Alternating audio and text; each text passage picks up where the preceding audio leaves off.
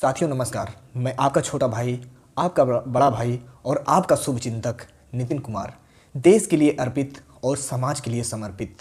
मैं आज आप लोगों को इस 77वें गणतंत्र दिवस की हार्दिक शुभकामनाएं देता हूं। आज हम लोग ये जो गणतंत्रता दिवस यानी 26 जनवरी मना रहे हैं, ये ऐसे नहीं आज़ादी मिली थी।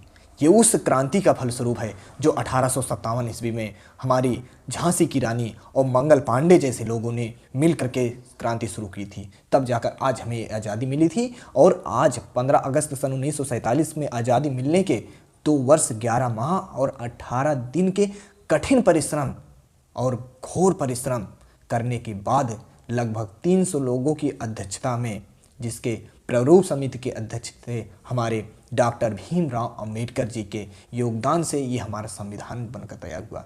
दुनिया का सबसे बड़ा लिखित संविधान हमारे देश का है। इससे बड़ा संविधान किसी भी देश का लिखित नहीं है। और हमें गर्व होना चाहिए कि हम ऐसे देश में रहते हैं जहाँ की कानून व्यवस्था सबसे जटिल है और सबसे विस्तृत है। लचीला संविधान कहा जाता है हमारे देश के संविधान को, लेकिन इस संविधान के दिए हुए रूल्स के दिए हुए फायदों का हम लोग दुरुपयोग करते हैं। आज भले ही हम 77 साल मना रहे हैं, भले ही आज हम 77 वर्ष से मना रहे हैं इस गणतंत्र दिवस को, लेकिन आज भी हमारे इस समाज में समानता जैसी कोई चीज़ ही नहीं है। वर्ग बांटा गया है। हमारे हिंदू धर्म में क्या कहा जाता है कि 4 वर्ण होते हैं। वर्ण व्यवस्था में ब्राह्मण, क्षत्रिय, वैश्य और शूद्र। मनुस्मृति में कहा गया है कि मुख से पैदा हुए हैं ब्राह्मण, भुजाओं से पैदा हुए हैं क्षत्रिय, जांघ से पैदा हुए हैं वैश्य और तलवे से पैदा हुए हैं शूद्र। क्या साइंस में ये संभव है? कोई मुंह से पैदा हो सकता है? भुजा से कोई पैदा हो सकता है कि जांघ से कोई पैदा हो सकता है या तलवे से पैदा हो सकता है? और सबसे बड़ी विडंबना तो वो है जो शूद्र जिनको कहा जाता है, वो शूद्र दूसरे को शूद्र मानते हैं। आपको पता होना चाहिए, एक जाति दूसरे जाति से नफरत करती है। अगर कोई यादव है, यहाँ पर मैं किसी एक जाति का टारगेट नहीं कर रहा हूँ, रियलिटी मैं बता रहा हूँ। कोई ब्राह्मण है, वो यादव से, पटेल से नफरत करेगा। कोई यादव है, वो सरोज से करेगा। और कोई सरोज है तो वो गौतम से करेगा। और कोई गौतम है तो अपनी दूसरी जातियों से नफरत करेगा। यहाँ तक तो मैंने ये भी देखा है, रियलिटी है, अगर कोई यादव के घर में, बात बताइएगा, आप नहीं करते वो अलग बात है, लेकिन ज़्यादातर घरों में अभी भी जिस थाली में कुत्ते को खिलाते हैं भोजन, उसमें सरोज और गौतम के लड़कों को भोजन दिया जाता है। या कोई ब्राह्मण के घर में एससी वर्ग का, ओबीसी वर्ग का जिस थाली में कुत्ता भी नहीं खाना खाता, उसमें दे देते हैं। क्या आप समझते हो समाज सुधर गया है? हर घर में अभी भेदभाव है। अगर कोई कहे कि हमारी जाति में, हमारी बिरादरी में भेदभाव नहीं है, तो होता है। और आप कह रहे हो पासी और चमार एससी बराबर हो गए। मैं नहीं मानता हूँ कि अभी पासी और चमार और यादव, पटेल ये सब इकट्ठे हो गए हैं। नहीं, सब अंदर से केवल पॉलिटिक्स से वोट लेने के लिए बराबर मानते हैं।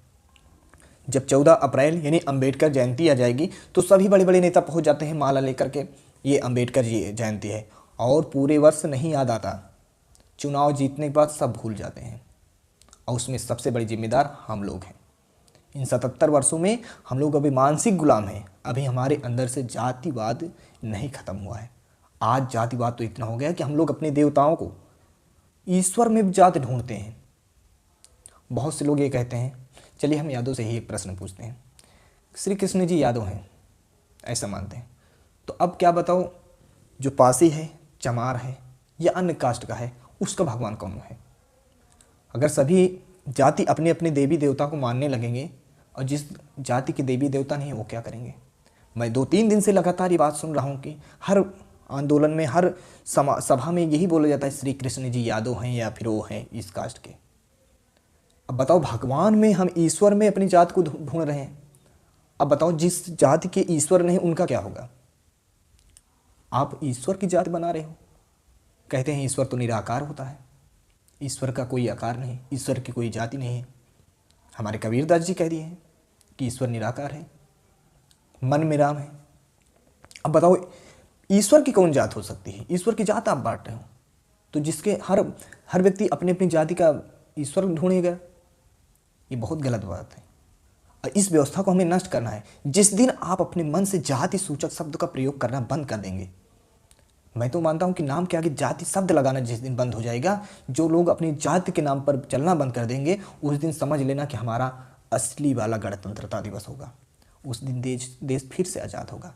भले ही हमारा देश 77वां गणतंत्र दिवस मना रहा है, लेकिन मैं कहता हूँ अभी भी हम लोगों के समाज में जाति का दीमक पड़ा हुआ है और ये हमारे समाज को अंदर से अंदर खोखला कर दे रहा है। और ये समय दूर नहीं है जब फिर से हमारे विदेशी आक्रमणकारी घुस जाएंगे। एक जाति दूसरी जाति को लड़ा रही है और हम लोग लड़ रहे हैं। समाज को सुधारना है तो पहले आपको बदलिए। जाति सूचक शब्द का क्यों प्रयोग करते हैं? और संविधान में हमारी इतनी बड़ी पावर है, संविधान में, तो संविधान तो कुछ भी कर सकता है। लेकिन संविधान को तब देखा जाता है जब पर्सनल प्रॉब्लम आती है। किसी व्यक्ति के साथ दुराचार होता है, अत्याचार होता है, तो वो क्या कहते हैं लोग, हमारे साथ तो नहीं होता। अरे आपको खड़ा होना होगा। जो समझदार हैं वो लोग कहते हैं हमारे साथ तो नहीं होता है, छोटे लोगों के साथ कुछ भी हो जाए हम लोग उसको ध्यान ही नहीं देते। एक बात और मैं कहना चाहता हूँ, जो हमारी बहनें हैं हमें माफ़ करेंगे, मैं पहले आपसे क्षमा कर रहा हूँ। मैं तो चाहता हूँ कि पूरा समाज समानता का अधिकार, अनुच्छेद 14 से लेकर अनुच्छेद 18 तक हमारे में कहा गया है, सब समान है, कोई छोटा नहीं है, कोई बड़ा नहीं है। लेकिन मैं महिलाओं से, लड़कियों से खासतौर से मैं इस वीडियो के अंतर्गत हाथ जोड़ के क्षमा मांगता हूँ कि आप लोग हमारी बात को पहले ध्यान से समझिएगा, उसके बाद आप प्रतिक्रिया दो, चाहे जो कमेंट बॉक्स में आप कुछ भी लिख सकते हैं, मैं एक्सेप्ट करने को तैयार हूँ। लेकिन मेरी निगाह में वो लड़की नहीं सही है, उसका बिहेवियर नहीं सही है जो गंदे गानों पर इंस्टाग्राम जैसे रील्स पे डांस करते हैं या गंदा वीडियो बनाते हैं। मैं नहीं कहता कि आप वीडियो मत बनाओ, अरे वीडियो बहुत बनाने, बहुत से कैटेगरी हैं, आप किसी भी कैटेगरी पर बना सकते हो। क्या आप सोचते हो कि जो डांस पर आपको व्यूज मिल जाता है, चाहे मिलियंस नहीं करोड़ों व्यूज़ मिल जाए, लेकिन क्या वो वीडियो को आप अपने माता पिता को दिखा सकते हैं? आपको पता है जब वीडियो लोग देखते हैं, लड़के देखते हैं, तो क्या क्या प्रतिक्रिया करते हैं? मैं जानता हूँ, मुझे पता है, मैं एक लड़का हूँ और लड़कों के देखता हूँ क्या क्या करते हैं, कैसे कैसे देखते हैं। कमेंट बॉक्स से जाकर खोल के देखो क्या क्या पढ़ते हैं, क्या क्या लिखते हैं। हम लोग व्यूज पाने के लिए गंदे गंदे गानों पर डांस करते हैं। तो इसलिए मैं अपने देश के, अपने समाज की बहनों, बेटियों से, माताओं से ये अनुरोध करता हूँ कि आप करिए, लेकिन गंदे गाने पर डांस मत करिए। मेरी निगाह में वो लड़की हमेशा रिस्पेक्ट नहीं पा सकती जो ऐसा करती है। मैं सभी बहनों की इज्जत करता हूँ, सभी लड़कियों की इज्जत करता हूँ। और मैं एक सामाजिक विज्ञान का अध्यापक होने के नाते ये बता देना चाहता हूँ कि मैं कभी भी नहीं स्त्री और पुरुष में भेदभाव नहीं करता। मैं कहता हूँ कि लड़कियाँ सब कर सकती हैं और लड़कियों का दिमाग विकसित होता है। और सभी अध्यापक, अगर जो भी अध्यापक मेरी बात जानता सुन रहा होगा, उसको पता होगा कि हाँ, लड़कियों का दिमाग लड़कों के अपेक्षा बल्कि ज़्यादा तेज काम करता है। कंसंट्रेशन यानी एकाग्रता उनके अंदर ज़्यादा होती है। लेकिन मैं उस लड़की को इस वीडियो के अंतर्गत कहना चाहता हूँ कि अगर आप लोग गंदे गाने पर करते हो डांस, तो आप ऐसा मत करिए। संविधान में दी हुई ताकत का दुरुपयोग मत करिए। संविधान में दी हुई व्यवस्था का हनन मत करिए। लोग कहते हैं ये दो, ये देखो, और दो, बढ़ाओ, छूट दो, तो क्यों आप उनके बातों को दोहराना चाहते हो? क्यों अपनी इस मान सम्मान को गिराना चाहते हो? गंदे गानों पर डांस करना है, मत करो, बहुत गलत बात है। बहुत सी कैटेगरी हैं, बहुत सारी चीज़ें हैं, बहुत सारी चीज़ें करो ना जो गुण हैं, लेकिन ऐसा क्यों बनाते हो जिससे आपके समाज का, आपके मान सम्मान का ठेस पहुँचे? पैसा कमाने के लिए, व्यूज पाने के लिए, पॉपुलर होने के लिए गंदा चीज़ करने की क्या ज़रूरत है? अरे वो पैसा का क्या कीमत है जिस पैसे में कोई इज्जत ना हो? खून से सने हुए पैसे का क्या इज्जत है? चोरी करना, डकैती करना या गलत काम करना, उससे अगर आप पैसा भी, करोड़पति भी बन गए तो क्या मतलब है? ऐसा करना है मत करो। आपसे विनती करना चाहता हूँ। और फिर से मैं ये कह रहा हूँ, अगर मेरी जुबान से अगर आपके लिए कुछ भी रिस्पेक्ट भारत शब्द अनरिस्पेक्ट यानी आपके इज्जत को, आपके मान सम्मान को कुछ ठेस पहुँची हो, तो मैं उसके लिए क्षमा मांगना चाहता हूँ। लेकिन मेरे दिमाग में कई दिनों से चल रहा था कि मैं अपने सोशल मीडिया के जरिए आप लोगों को बताऊँ कि ऐसा मत करिए। बुरा लगता है, हमें बुरा लगता है, और मेरी निगाह में तो बुरा है। आपकी निगाह में अच्छा है, जो भी भाई देख रहा है इस वीडियो को उसकी निगाह में अच्छा है, मैं उनकी बातों को भी नहीं मानता हूँ, लेकिन मेरी निगाह में तो गलत है। ऐसा नहीं करना चाहिए। हमारे डॉक्टर भीमराव अंबेडकर जी ने क्या कहा था? शिक्षित बनो, संगठित बनो और संघर्ष करो। ये नहीं कहा था कि पैसे कमाने के लिए और अपना पॉपुलैरिटी बढ़ाने के लिए गलत काम करो। उन्होंने ये भी कहा था कि हमें भगवान मत मानना, अंधविश्वास मत बनाना। मुझे ये बात याद रखना।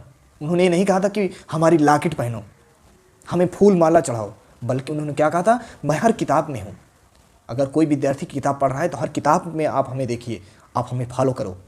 उन्होंने ये नहीं कहा था कि हमारी मूर्ति बनाकर हम पर हार और माला और फूल चढ़ाओ, मिठाइयाँ बांटो। हमारे डॉक्टर साहब अंबेडकर जी ने ये नहीं कहा था। उन्होंने कहा संघर्ष करो, अध्ययन करो, पढ़ाई करो, और जो मैं तुम्हें ताकत दे रहा हूँ उसका सदुपयोग करो। SC ST में 15% जो आरक्षण दिया गया है, OBC में जो 27% आरक्षण दिया गया है, EWS में जो 10% आरक्षण दिया गया है, ऐसे ही नहीं दे दिया गया कि इसका जाकर दुरुपयोग करो। पढ़ाई मत करो, हम लोग EWS वाले हैं, हम लोग SC हैं, हम OBC हैं, हमें तो आरक्षण चाहिए, हम मेहनत नहीं करेंगे, हम आरक्षण के बल पर नौकरी कर लेंगे। ये नहीं करने के लिए हमारे डॉक्टर भीमराव अंबेडकर जी ने कहा था। उन्होंने समानता लाने के लिए पूना पैक्ट, पूना समझौता जो हुआ था, गांधी जी और डॉक्टर भीमराव अंबेडकर जी के बीच जो समझौता हुआ था, उसमें यह कहा गया था कि जो समाज की जो दूरी है उसको बराबर करने के लिए आरक्षण दिया गया था। और आज हम लोग इसका दुरुपयोग करते हैं, पढ़ाई मन से नहीं करते और कहते हैं कि नौकरी हमें चाहिए। मन से पढ़ाई करो। मैं मानता हूँ जितना जनरल कैटेगरी का छात्र संघर्ष करता है, उतना SC और ST कैटेगरी के लोग संघर्ष नहीं करते। एक बाहर बैठकर पढ़ने वाले थे हमारे डॉक्टर भीमराव अंबेडकर जी, कमरे से बाहर बैठकर पढ़ते थे। वो 32 डिग्री हासिल किए, 9 भाषा का ज्ञान और 32 डिग्री का अध्ययन किए थे। 2-2 साल की डिग्री को 6-6 महीने में वो पूरा कर लिए थे। ऐसे पढ़ने वाले थे हमारे डॉक्टर भीमराव अंबेडकर जी। तो उनकी मान सम्मान को, उनकी इज्जत को बना के रखना है, तो ये चीज़ हमें ध्यान देना चाहिए। झंडा फहराने से, लड्डू बांटने से, या एक दिन अच्छे अच्छे देशभक्ति गाना सुनने से हमारा गणतंत्र दिवस, हमारा स्वतंत्रता दिवस नहीं हो जाता है। उस हर दिन आपका स्वतंत्रता दिवस है और हर दिन आपका गणतंत्रता दिवस है। जिस दिन समाज में एकता आ जाएगी, जिस दिन एक जनरल कैटेगरी का व्यक्ति, SC कैटेगरी का व्यक्ति साथ में बैठकर भोजन करने लगेगा मान सम्मान के साथ, उस दिन समझना कि देश एक हो गया। जिस दिन किसी को व्यक्ति को जाति से नहीं कर्म से पहचाना जाएगा, उस दिन समझ जाना कि देश में असली गणतंत्र दिवस है। उस दिन समझ जाना कि हमारे संविधान का असली मकसद मिल गया। जो हमारे बापूजी, हमारे अंबेडकर जी कह के गए, उसका कब निवारण होगा, उनकी बातों को कब देखा जाएगा। जातिवाद मत फैलाओ। आपसे विनती है कि जातिवाद फैलाना है, ये बहुत गलत मानसिकता है हमारी। अब केवल वोट के लिए नहीं बोलना है, समाज के लिए, देश के लिए और आने वाले भविष्य के लिए बोलना है। मंदिर मस्जिद में भगवान नहीं है, आपके हृदय में भगवान है। अगर आपके अंदर विचार अच्छे हैं तो समझो आपके अंदर भगवान है। अंत में बस यही कहना चाहता हूँ, जाति न पूछो साधु की, पूछ लीजिए ज्ञान। ये जाति जैसे शब्दों का विचार अपने मन से त्याग दीजिए, आपसे विनती है। और लास्ट में बस यही कहना चाहता हूँ, अगर हमारी इस वीडियो के माध्यम से आप किसी को भी बुरा लगा हो तो आपसे दिल से मैं क्षमा मांगता हूँ। और अगर मेरी बात में दम है तो कमेंट बॉक्स में बताइएगा, और इस वीडियो को उस सब लड़कियों के पास भेजना जो लड़की ऐसा वीडियो बनाती है, उस हर समाज के पास भेजना जिसके अंदर जातिवाद भरा हुआ है, उस ऐसे व्यक्ति के पास भेजना जो जाति के नाम पर धंधा चला रहे हैं। ऐसी कोई टेक्नोलॉजी नहीं कि मुंह से बच्चा पैदा हो जाए या तलवे से बच्चा पैदा हो जाए। इस समाज में सब बराबर है, चाहे वो ब्राह्मण हो, चाहे वो क्षत्रिय हो, चाहे वो वैश्य हो, चाहे वो शूद्र हो। एक बात याद रखना, जहाँ इज्जत ना हो वहाँ पर कभी नहीं जाना चाहिए। और जहाँ पर तुम्हारा संस्कार, जहाँ पर तुम्हारे इज्जत की अवहेलना हो ना, उसके लिए FIR अब करवा देना। कानून से लड़ सकते हो। तुम्हारे साथ अगर गलत हो तो उसके जिम्मेदार तुम खुद हो। तुम अपने लिए नहीं बोल सकते तो किसके लिए बोलोगे? अपने समाज के लिए नहीं बोल सकते तो किसके लिए बोल सकते हो? पहले अपने लिए बोलो, फिर समाज के लिए बोलो, तब तुम जाकर देश के लिए बोल पाओगे। गलती को सहन करना भूल जाओ, नहीं सहेंगे, गलत नहीं सहना। सोशल मीडिया है आपके पास, देश की जनता है आपके पास, सही करोगे, देर में होगे लेकिन दुरुस्त होगे। पॉपुलैरिटी पाने के लिए गंदा वीडियो बनाना या गंदे लोगों का साथ करना, चोरी करना, ऐसी कोई अच्छाई नहीं है। अंत में आपसे यही कहना चाहता हूँ, सोच बदलो तभी समाज बदलेगा, और समाज बदलेगा तभी देश बदलेगा। जय हिंद, जय भारत, वंदे मातरम।